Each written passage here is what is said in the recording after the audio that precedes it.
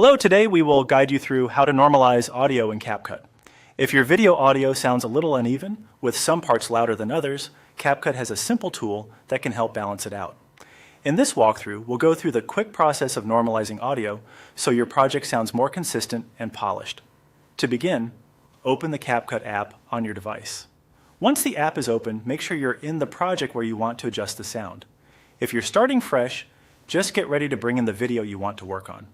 This feature is useful for interviews, voiceovers, tutorials, or any clip where you want the volume to feel smoother and easier to listen to. Next, drag your sample video into the timeline. This is the main editing area at the bottom of the screen where your clips are arranged in order. When your video is placed in the timeline, CapCut can detect and let you edit the audio that belongs to that clip. Before moving on, it's a good idea to click on the clip once so it's clearly selected. That helps ensure the audio settings you change apply to the correct media. After that, look toward the top right of the interface and click on Audio. This section gives you access to the sound controls for the selected clip. Depending on your screen size or version of CapCut, the layout may look slightly different, but the audio panel should still be easy to find once the clip is selected. Inside the audio settings, turn on Normalize Loudness.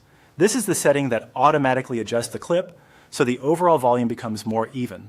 In simple terms, it helps reduce big jumps between quiet and loud sections, making your audio more comfortable for viewers to hear. This can be especially helpful if the original recording was inconsistent or if the speaker moved closer to and farther from the microphone. Once you enable Normalize Loudness, take a moment to preview your video and listen to the result.